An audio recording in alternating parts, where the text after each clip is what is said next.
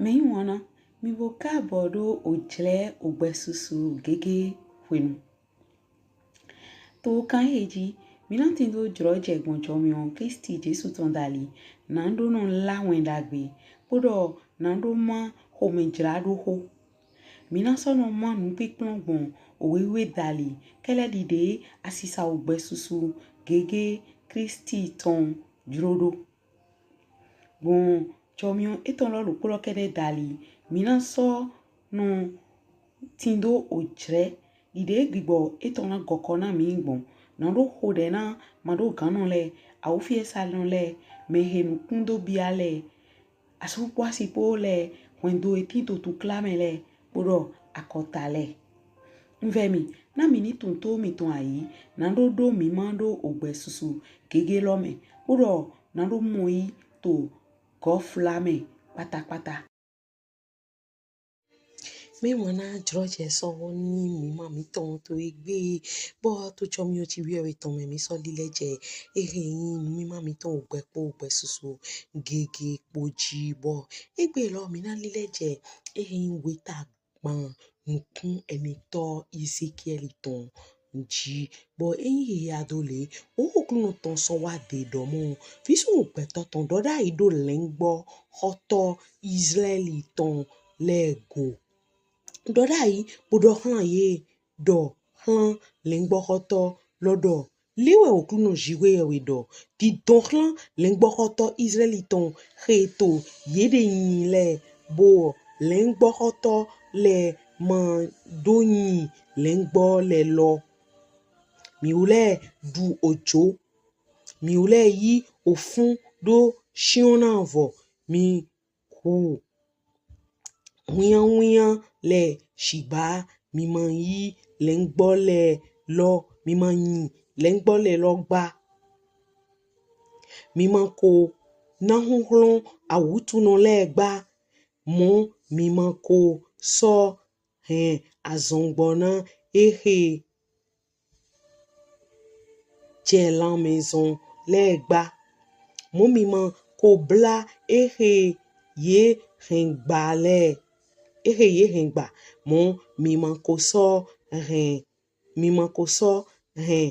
ene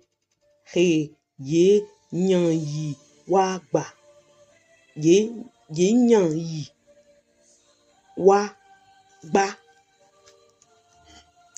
mo mi man ko din ene he ye hembugba shigba hunhun po fifi epo we mi do dugan to yeji ye so vunvun ye na lengbo hoto de mantin utu yebo so lezun ndudu hlan pekan lintanji ton lepo yebo so vunvun ye lengbo shele to didambu bon ose le poji bodo to akota le poji mowe ye vunvun lengbo she le to nukun aigba ton le poji mede ma sotin fine redin ye mon kavi din nito ye godogba ene utu mi lengbo emi mi se oho oklunon ton le nyento gbe oklunon jiwe wedo nugbo so le lengbo shele lezun amanu de bo lengbo shele so lezun ndudu hlan gbekan lintanji ton le na lengbo hoto de man tin fine wutu mon lengbo hoto shele man din mon na lengbo shele gba shigba lengbo hoto le to yede yin bo man yin lengbo shele gba ene wutu mi lengbo hoto emi mi se oho oklunon ton lewe oklunon jiwe wedo ta yego nyentin agodo lengbo hoto lego nyen nanso kan lengbo shele bio to alo ye tome boso ren ye nando doa lo te son lengbo le lo nyime mo lengbo hoto le lo manaso nyi ye de ba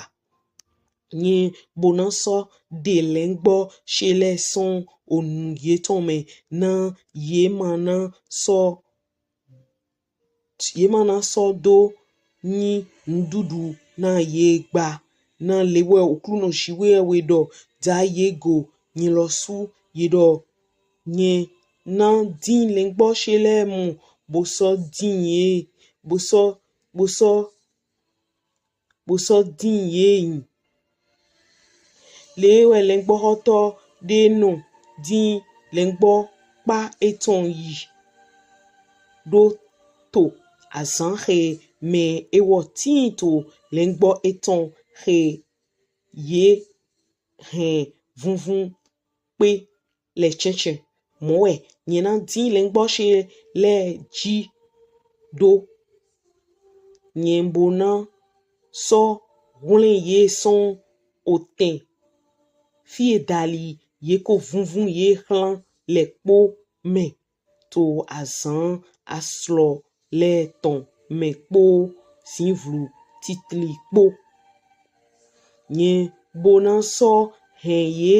ton son akotale me bo so shiyan ye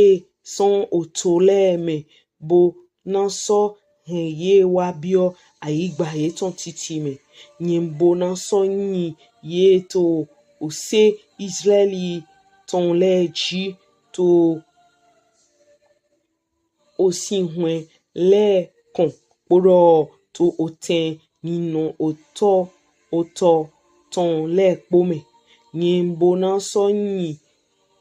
kan liman dudu dagbe do nyi ye poro to ose yaga Israeli ton le ji ye akpo ye ton nate fine we ye na mlo yin do to akpo dagbe deme poro kan li man dudu jono we ye na no du to ose Israeli ton le ji ni lo su we na do ni lengbo she le nyembo na so hen ye na do mlo yin we okruno shiwe we do nyembo na so din ene he ye hen bu yi bo so vo ene he ye nyanyi hen wa bona so bla ene he ye nwe bo so na hunhun ene he ye nyi awu tuzono ene he nya awu tuzono ojono po hunhun le po we nyena sudo nye na ye to kwedidame poro na miwule ton rielengbo pa shie lewe okruno shiwe wedo da yego nye to kweda to kan limpa po chenchen na agbo le di alunkun le na agbo le di alunkun le eso awuhia onukpe vide hlan miwule nando ko du kan li man dudu dagbe adavo miwule yi afomiton le do zin pipoto kan li man dudu miton ton poro nando ko nu son osin didi le me adavo miwule yi afomiton le do wulu pipo tolo poro na lengbo shele ton ene miwule ko yi afomiton le do zin we ye to dudu poro ene miwule ko yi afomiton le do wulu we ye to nunu ene wutu lewe okuno shiwe we do hlan ye da ye go nye ye do nye na da we to kan li pa àgbàsàgbónà lẹ́ẹ̀pọ̀ kanlimpa àgbàsà wíwẹ́nà lẹ́ẹ̀pọ̀ chinchin. Na mi wùlẹ̀ yí àdàjà pọ̀ àbọ̀ kpọ́dọ̀ tún wùtù bó sọ yí àzòmìtàn lẹ́ẹ̀ ló sísẹ́ àwùtùnà lẹ́ẹ̀pọ̀ kàkà mi wùlẹ̀ kódò vunvun yé kpọ̀ ene wùtù wẹ̀ yẹn náà hùlẹ̀ lẹ́gbọ́ sílẹ̀ bọ̀ yé mana sọ yí àmọ́nù dé bàgbà yẹn bọ́nà sọ dàwẹ̀ tó kanlimpa kpọ̀ chinchin yẹn bọ́nà sọ zé lẹ́gbọ́ kọ́tọ́ dòkpọ̀ dàgà dò yé jí yé náà sọ nọ yí yé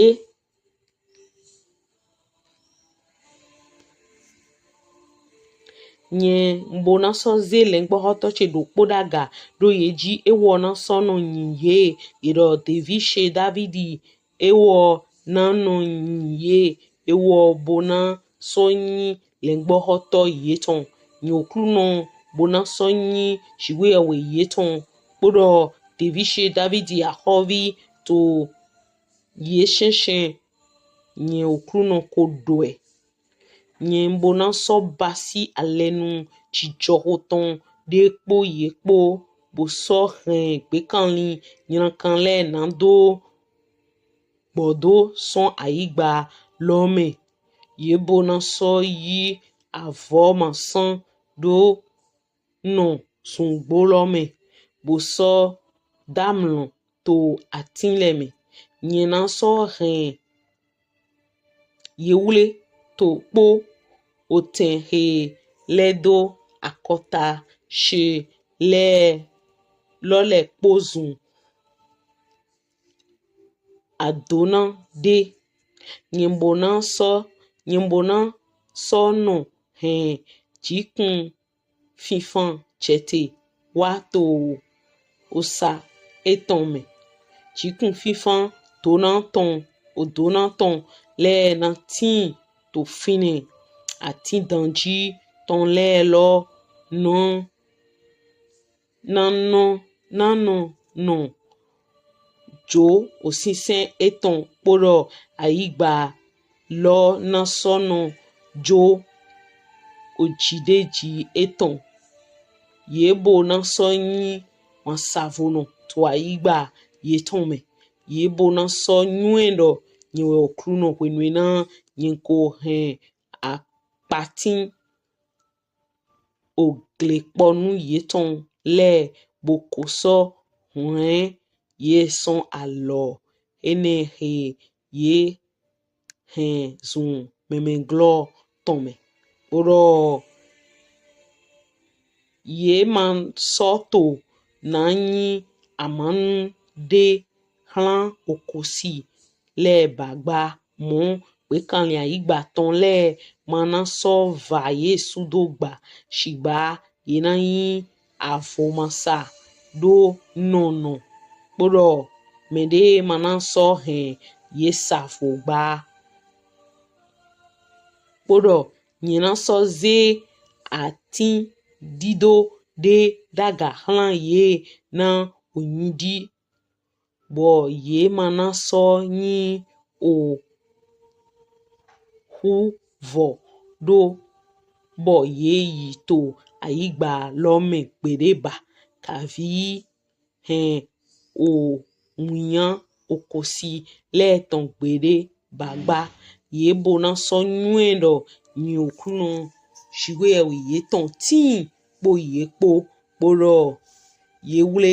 òkwe Israẹli tán lọ yí òmè ṣe lẹ́ẹ̀ wẹ̀ òkúnù ṣìwé ẹ̀wì dọ̀ kpọ́dọ̀ mi lẹ́gbọ́ kọ́tọ́ mi lẹ́gbọ́ ṣe lẹ́ẹ̀ lẹ́gbọ́ kànlí dùgbò ṣe tán lẹ́ẹ̀ wẹ̀ pẹ̀tọ́ lẹ́ẹ̀ kpọ́dọ̀ yẹn wẹ̀ ṣìwé ẹ̀wì yé tán wẹ̀ òkúnù ṣìwé ẹ̀wì dọ̀ níṣẹ́ bọ̀ wetalo ni mi medo ehin apa vovo aweji bo ndetana bo irodo ohwedida o lengbohoto adodo ton do han mawa dodo lengbohoto le ton wedida lengbohoto adodo ton do han mawa dodo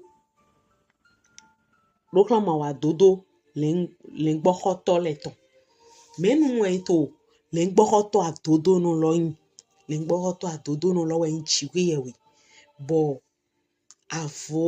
avovue ntoli do mulo lengbohoto he dedo tana lengbo eton le yema ya son lo wa de jeru bo medina do to zande wa yima mimo domlo chiwewe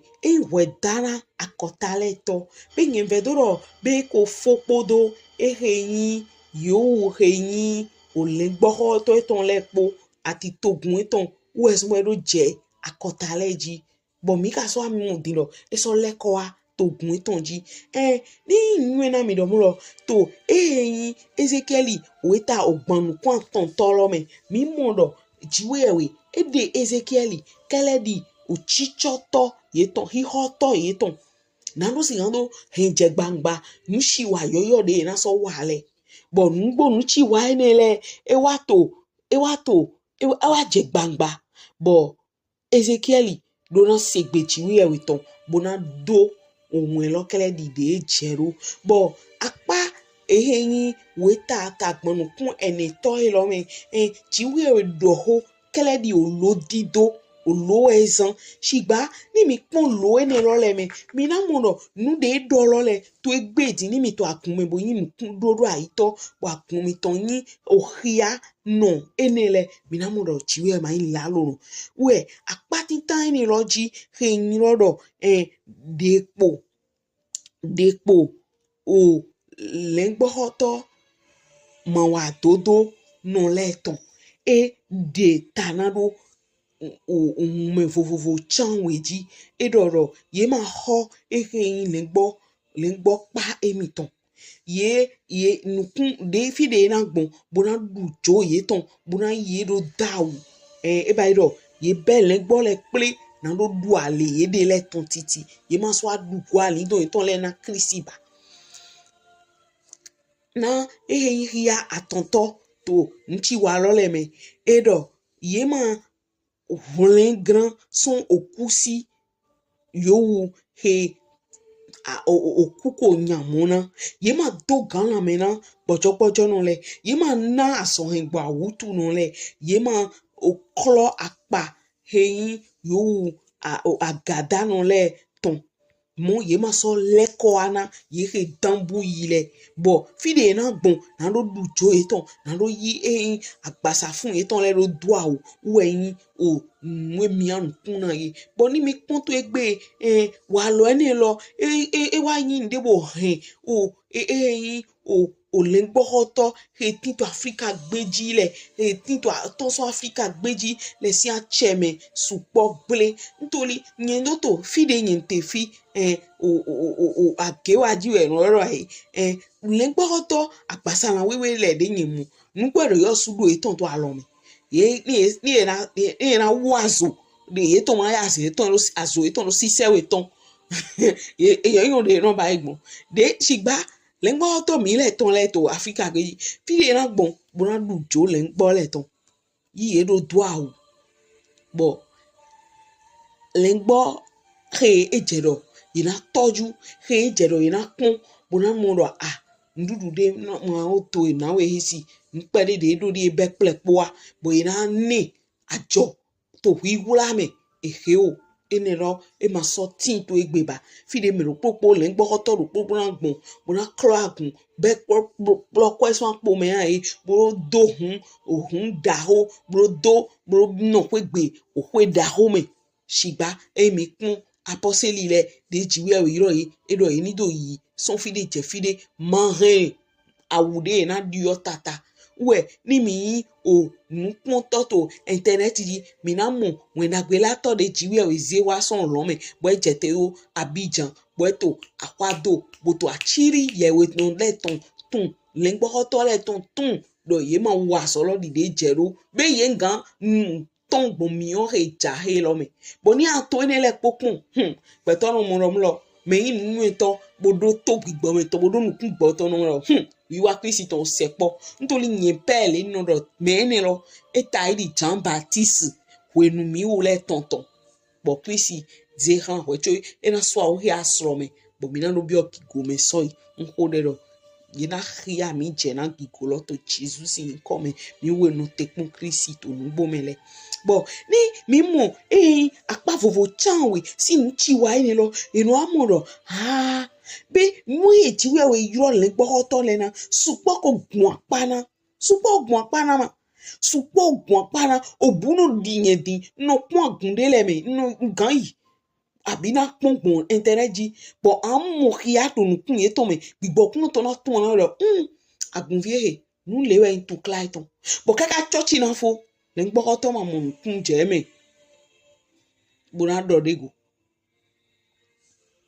e ma mo nukun je me Jésù Kristi wo sugbon eton gbe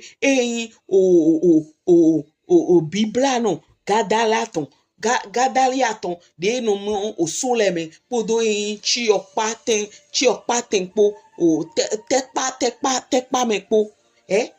me de we yiro Jésù wa ni mo tu eduna te na mi egbe gbigbo kun to ran gbigbo no goko na mi je file alindonete lengbodete bototu klame bo mi na yin de honato mi na yin alogonato mi na yin alodrenato chigba ai hale poko sin ai hale poko forme taidi glace to egbe mere ma so tin bojan yi dona mere popo no fedro nyewe dero apun heji me yo wulewe na yi dona mi po ma do na we yi ma yiro mere pepe na mere ni dona mere me po do na lita ina mi de le do sin dide chiwe ojoro ntori oho ehero mo weta ogbanu kun ene lo eyin didoto bele son afotitan lo de jiwe awe yiro Ezekiel bodon do o fi petoton bo fi vonu eton eso ado mi wo fi peton le ton mi wo lewe yin le gbo hoto mi ton bo mi wo jiwe awe yin le gbo hoto mi ton bo emi jo ho jipa emi ton hallelujah bo ni gbeto kun to ene le ji kaka inu amulo mi gbeto le mi ma yin de jiwe awe yin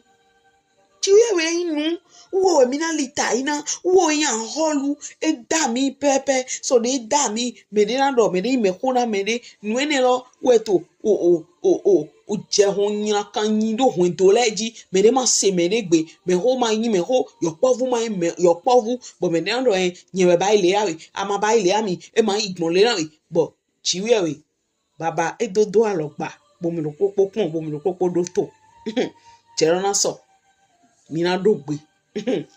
nkode to na yin po ye poto ogbe dagbe mi na indido to Jésù sin ni come bo apa titani rogodo mi na muro apa we to wa bo ogbe jiwe we ton he do digbon Ezekiel sin nu me irororo ye na holen le ngbo le gan bo yin iroro holen gan o le ngbo to pipe ton do ran akun ton bo ni mi kun me de na do ngbo chiwe we na hun mi gan ina hun mi gan be hun gan lo si gbere mi na duto opwe fo de mi na bayi to ayi gbaji we ne mi o lesson ki gome bo ton son o mi o lesson opwe chan we godo to ki gome mi na bayi kwe forton no fo we men fo forton we forton by Milan mi na bayi kwe forton todo chiwe we po Jésù Kristi po to ayi gbaji iro we forton ni lo beto de pepe hedo okwe kande he santan neku gilando mlo idonu iwe nkodero jewe ni hia mi je bo etewe mi sigan do yinu to apa we tolo me ni no mlo jiwe we ja jiwe we lengbo to pipe ja togun to hengwe aho okunlengbe gbobo no tebo no te to jiwe we me jre lo ma jre he ana lile kosun jiwe we godo dide mi do mondo din lo peto supoto jiwe we gbera yi to yo foto me file ni epon Canada agun supoto ye to hon su mo nko ye hon su agun le gbo to de vole po hwiwe pe no wa kamla ron kon ra do po afi po romlo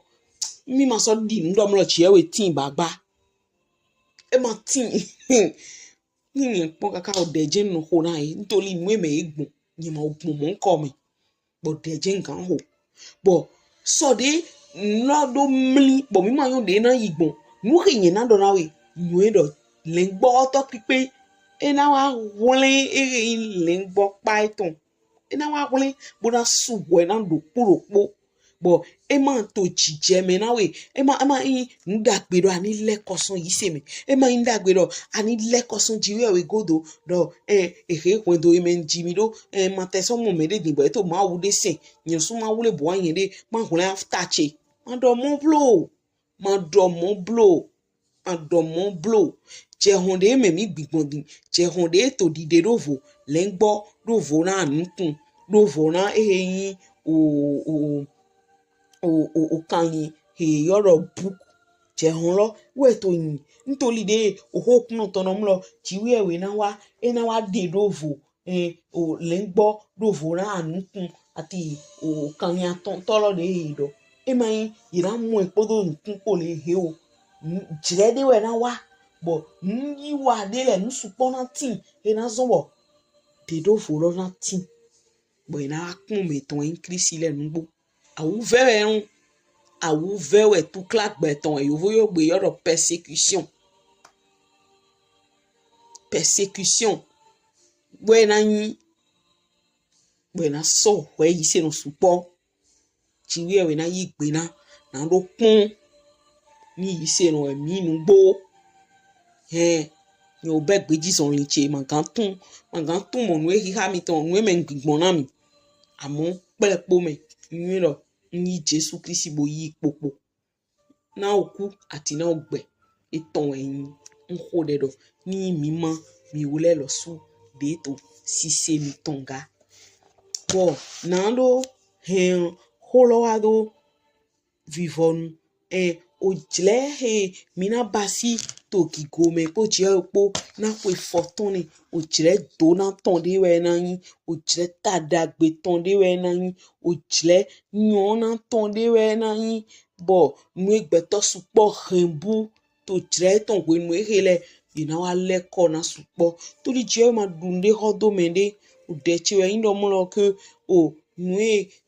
hembu ni ma no bubu blo ntoli ye nga dinwe bakpo to le ngbo le me nko de do ma yin mo awe to Jesus sin come don ko de do ina mo we to le ngbo le me mo nu ahembu nu ai ho fin asiwe nu ve na fin asiwe nu ho dosi ahun fin asiwe nu ve hun fin asiwe ina le ko na we na ple poto wobu flin jobu sintan bo do nu kundi do bo nyu no mlo nu he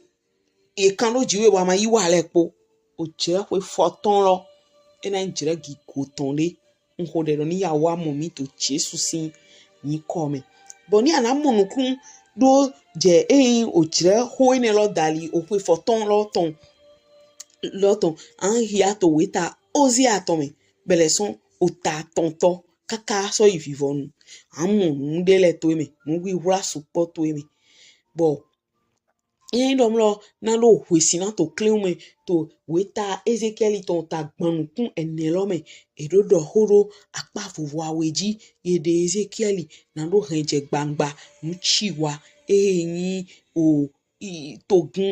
togan o yin gana Israeli le bo medena do mi le maka Israeli igbene Christian si we mi mo Christian si de mi lo mi to Israeli gbigbo me ton yin Christian si ntoli Israeli si teme we mi wule yi to gbigbo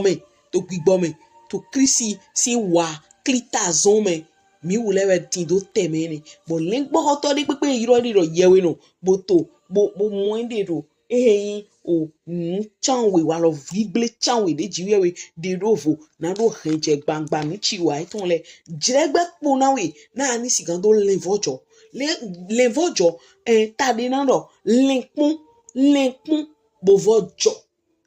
vojo lo jiwe we si na so bo we de je lo so alenkun bo kon bo chan amudo mi chinu asupo ni o wà ní ìdòsùpọ̀ bọ̀ wíwọ́ mi à ń yí ìdòtò tí ẹ wẹ̀ sínú kọ́tọ̀kọ́tọ̀ mi tó sàn mi jẹ́ kó ní bo fẹ́fẹ́ ní bo vi àvi tó ní wà lẹ́bla ní mi bo du àìhà mi tó bo da àìhà yọyọ do mi mi jẹ́ mi lọ sún de èyí sọ yín àhùn èdò wà á ta àìhùn èdò tọ́ àbí àìhùn èdò náà tó òhùn èdò jí lẹ́gbọ́ tọ́ dé àyín mi nítorí òfin èjò àdó àlọ́tọ̀ mi lẹ́gbọ́ jìwé ẹ̀wẹ̀ tọ̀ ẹ̀yìn akadó yìí sèlò yé mọ̀ òhun lẹ́ gan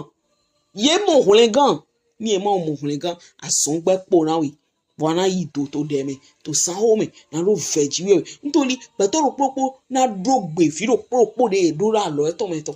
mo asu manasu nu asiwa asima so asu nu asuwa sigba nu je we na betoro popo mina drogbe to de mi izan ro nko de do ogbedagbe we chiwe we na dɔtɔn do mi dzi to kpokple kpome to Jesu si nyi kɔme bɔ ni dɔ mlɔ dzeme de adonyi ole gbɔ he yeko ŋue akpa lo kpona abi yeko wa so do nyatɔn sɔn ye ŋtsi kpa lɔ me ŋko de dɔ alɔ dze wo tɔn ya kɔn to edzi to Jesu si kɔme alɔ dze wo tɔn sunsun adasi to ye ama nɔ fle bona dɔ yewe no le wa le na mi yewe no le xɔ de do mi he o Jesu to tuntun edo teni ato gbetsese Jesu to datin to sunsun Jesu to dido na we do ovi na be ovi do suru ovi do alo akon nti podo yepo nwinde pepe ana do alo ejile po ena ton do dagbeji yo we ko avun hawe ne an lekole ama so moye bawe ho kuno ton do bo dugmo o gbe ta ene lo jali ananyo do mlo chewe ma chowe to amasi de polome amasi tukla lome amasi mkumbibi alome ka so yi vivon ntoli ado peji so ni de nansi ado anson de rawa alede tin we na manawe na ni so sun kan yi teme bo ni mi na do klita na to popre pome to okwe foton lo wenu yewe no de ma so tin lengbo hoto de ma so tin doctor de ma so tin ìwọ̀n dàgbé látọ̀ ma so tin Kristi we na yin aholu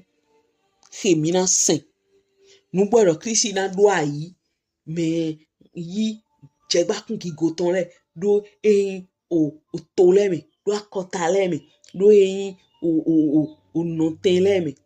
bo na do adogbe ne sigba si semiton mi na no sin Jesu to Israeli we bo ni mi pon we me do akota de ma wa yi sen jiwe we to Israeli to jreni rome ero chikun matina kota munko ni jikun matine ro ebe ero chinukun matin ro kuvera wa kuve huye ya le ko bra din hun le gan tom we me de na fe dro be hun gan to na wa bra yin gbeto fifa gbeto suru no we lo era gbeto de rigueur era sienlin ntoli nkun bi bo ma do gbeto ho sinsin Adam po Eva po duto chi palo me sinsin lo sinsin nyina kan de we nko de je we ni hun le mi son o khia eton le siati mi yiwa eton le si to pesan mi ton mi no te fi dan lo hode baba to Jesus si nko mi don do we dogun mi ma he lo dali e mi mo do mlo mi ma tin to akana mi de ye we tin to akana mi bo lo polo e me po yin bo mi no tin do hwiwe do ran mi no zo to wan yin na me bo to ene lo me nu ri aso zo mi do ran yibo yi bai bo de che do ran le npo to ri pepe ko chi bai ye de ho yi o jo le ngbo le ton du yi do doawu ye do do akwe le blanto ni su na le vojo eton adike ye ku mo blo baba na ye le blanu